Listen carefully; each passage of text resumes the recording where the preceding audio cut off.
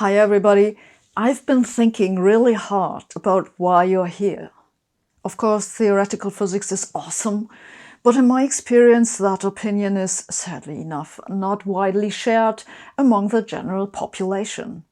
So while I'm thrilled to see you're all super excited about the square world potential and Schrödinger's equation, I'm secretly convinced you're just here to hear me try to pronounce difficult English words with a German accent. So today we'll have a special feature about how to speak English like Einstein. The scientific method itself would not have led anywhere. It would not even have been born without a passionate striving for clear understanding. Perfections of means and confusion of goals seem, in my opinion, to characterize our age. Don't worry if you don't speak German. You don't need to know a single word of German to understand this video. But before we get started, let's have a look at Professor Einstein's name, Albert Einstein. How's that pronounced correctly? Most importantly, the German ST is not pronounced st as you would in English, for example in first or start. The ST in Einstein is pronounced st, Einstein. The German sh is similar but not exactly identical to the English sh. If you are familiar with phonetic spelling, that's this thing that looks like an integral. You find it in words like push or machine. It's a good first approximation to the German sh. But if you want to get the German sound right, you have to pull the tongue back in your mouth. Listen, the English one is push. Now pull back your tongue and you get push, push. That's the sound that goes into Einstein. The rest is details. All the German vowels are shifted relative to the English ones. Long story, big headache. But just try not to rely on the spelling. Just listen. It's Albert Einstein. Don't worry about the R in Albert. Just make that an R. Everyone does it and it'll sound just fine. Albert Einstein. Okay, so now about that German accent. To speak with a German accent, you have to remember which English sounds do not exist in German. And that's most importantly the English TH, the vanishing W, and the R. If you replace those with the next closest German sounds, you'll immediately sound very German. Let's use this sentence as example.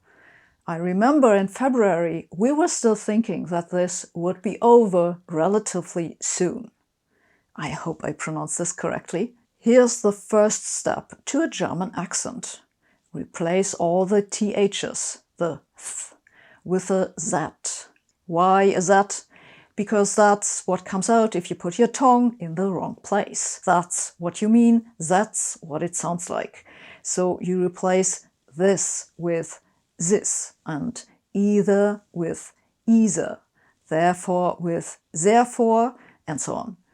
The example sentence then becomes, I remember in February we were still thinking that this would be over relatively soon. Mayday, mayday. Hello, can you hear us? Can you hear us? Can you... Over. We are sinking. We are sinking. Hello? This is the German Coast Guard. We are sinking. We're sinking. What are you thinking about?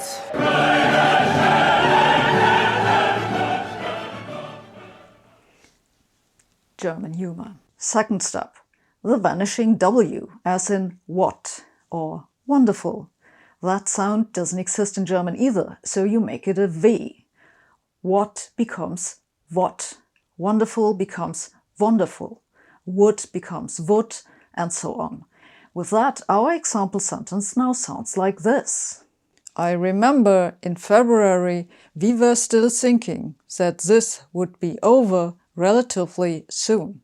The third step is the probably most difficult one if you're an English native speaker.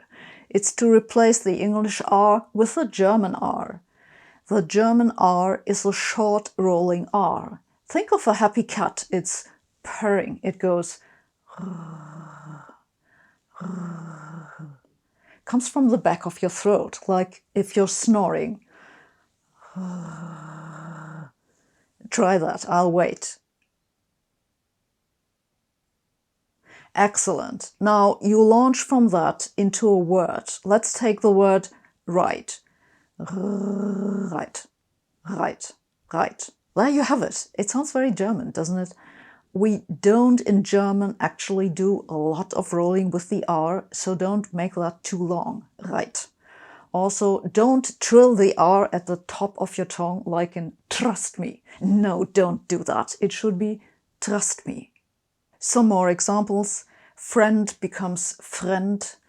Direction becomes direction. It's actually a terrible sound. The example sentence is now. I remember in February we were still thinking that this would be over relatively soon. Repeat after me, I'll pause.